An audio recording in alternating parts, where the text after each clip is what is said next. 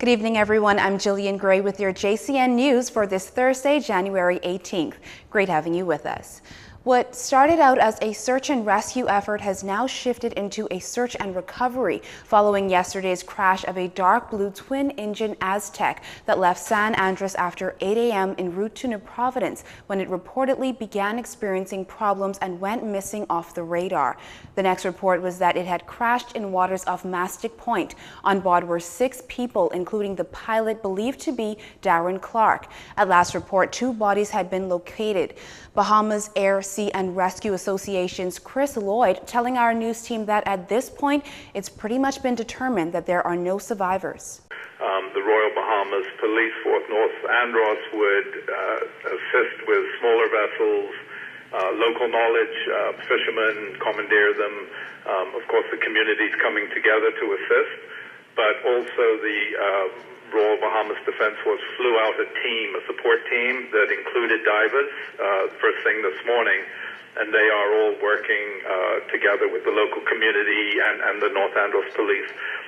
Now, the search, according to Mr. Lloyd, is being hampered by bad weather. The area is rough and the waters are murky, and we did need the local fishermen to come together. They have familiarity with that area. And that's where we're at the moment. But, you know, from Basra, our thoughts and prayers, the family of the pilot and the passengers. Just 18 days into the new year, and this is certainly not the first aviation accident. While the outcome was much different, just last week, a Pineapple airplane crash-landed at Governor's Harbor Airport in Eleuthera. 1 passenger was said to have been injured. Wednesday's tragedy, however, brings back images of what happened back in November 2014, when an executive jet collided into a crane at the Grand Bahama shipyard. All on board died. Among them, renowned pastor Dr. Miles Monroe and his wife Ruth, along with Pastor Dr. Richard Pinder. Those passengers were headed to Freeport to attend the Global Leadership Forum. Well, our news team also spoke with North Andros MP Carlton Boleg, who touched down in Andros today to provide support for the community. A community, he says, is distraught by this devastation. Bolegs met with the families of those who were on board the aircraft and gave this update on how both they and the Andros community at large is doing.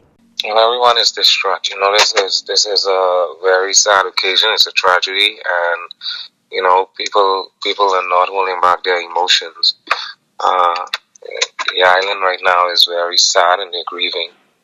And we want to do as much as we can to comfort them. Now, a moment of silence at the Bahamas Business Outlook this morning as participants paused to remember those aboard yesterday's ill-fated flight from Andros. Prime Minister Dr. Hubert Minnis telling reporters on the sidelines that he plans to visit the families before jetting off to Texas on Sunday. It's very difficult when individuals are grieving. Unless you've experienced it yourself, it's very difficult. But I think my mere presence there with them, be it tomorrow or Saturday, will say a lot.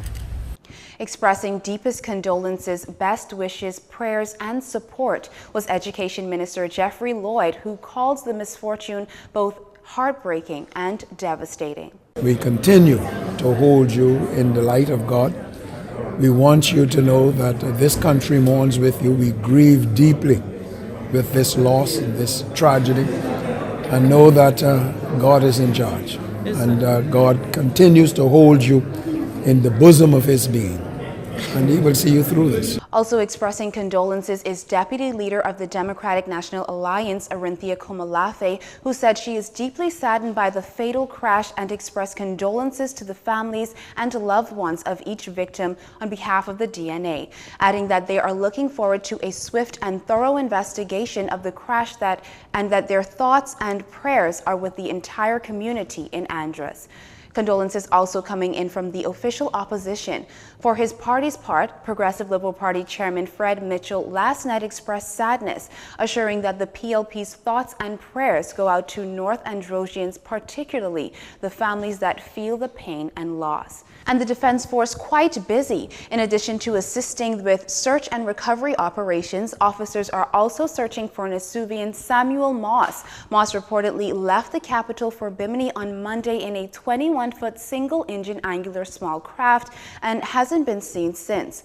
Officials appealing to anyone who may know of Moss's whereabouts to call Police and Defense Force Operations Center at 362-3814 or 5.